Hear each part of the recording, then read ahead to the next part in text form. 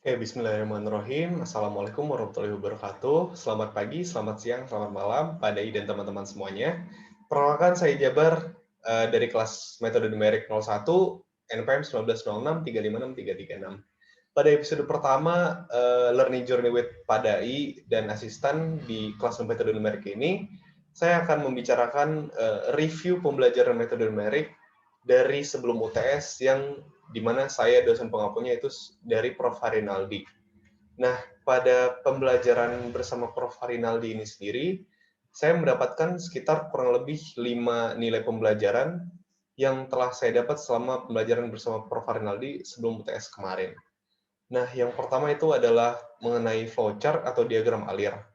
Flowchart dalam metode numerik ini sendiri digunakan untuk sebagai bahasa pemersatu, bukan sebagai bahasa pemersatu, tapi untuk mempermudah kita dalam memahami konsep dasar dari metode numerik ini sendiri.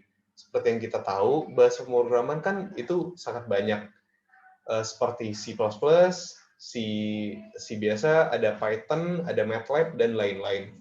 Nah, tugas dari si flowchart ini sendiri itu adalah menyederhanakan dari alur kerja dari metode numerik ini sendiri agar bisa dipahami oleh engineer-engineer lain yang menggunakan bahasa pemrograman yang berbeda-beda, atau sesimpelnya sebagai acuan dasar dalam kita menyelesaikan masalah engineering menggunakan metode numerik ini.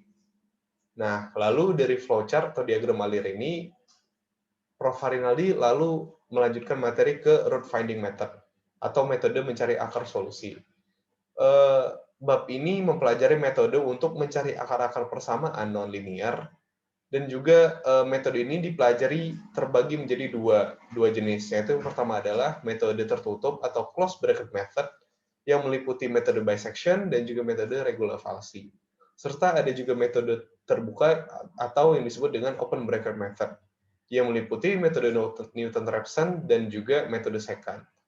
Nah, perbedaan dari metode closed bracket dan metode open bracket ini sendiri adalah pada metode closed bracket kita membutuhkan dua nilai tebakan awal, yang dimana dua nilai ini di tengah-tengahnya atau di antaranya itu haruslah mengapit akar solusi yang kita inginkan ini sendiri.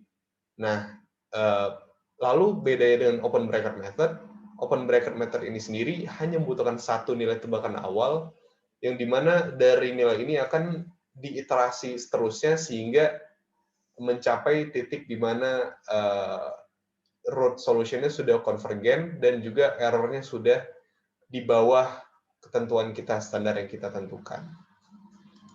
Lalu adapun integral numerik, di mana integral numerik ini mempelajari metode untuk mencari hasil integral dari suatu fungsi atau persamaan melalui metode titik tengah, middle point, metode trapezoidal, dan juga metode Simpson's Rule yang 1/3 ataupun metode Simpson's Rule yang 3/8. Lalu ada pun juga selanjutnya metode bab diferensial numerik, di mana bab ini mempelajari metode untuk mencari hasil diferensial dari suatu fungsi melalui metode beda hingga, baik itu metode beda hingga maju, beda hingga mundur, dan beda hingga tengah. Lalu ada juga beda hingga yang ditingkatkan, yaitu ada pun beda hingga 3 points forwards dan juga 3 points backwards. Lalu dari beda hingga yang ditingkatkan itu sendiri, dapat juga kita improve lagi untuk memperkecil error yang didapat dengan menggunakan metode ekstrapolasi Richardson. Lalu ada pun yang terakhir ada ordinary differential equation, di mana bab ini mempelajari metode untuk menyelesaikan PDB atau persamaan diferensial biasa, atau yang dalam bahasa Inggris kita sebut dengan ODE, yang sudah kita pelajari di matematika teknik, yang sudah kita pelajari cara menyelesaikannya secara manual, secara analytical. Nah, pada melalui metode ini, ODE dapat diselesaikan dengan metode Euler explicit dan juga metode Euler implicit. Adapun juga metode improve Euler dan juga metode Runge-Kutta. Jadi, kelanjutan dari matematika teknik yang sudah kita pelajari secara analytical dapat kita lanjutkan dan kita aplikasikan lagi selanjutnya di metode numerik ini yang membahas ordinary differential equation juga, sama seperti matematika teknik. Sekian itu saja review materi pembelajaran metode numerik sebelum UTS bersama Prof. Harinaldi. Selanjutnya saya akan membicarakan mengenai metode curve fitting yang diajarkan oleh Pak Dai di minggu kedua pertemuan metode numerik. Stay tune dan wassalamualaikum warahmatullahi wabarakatuh.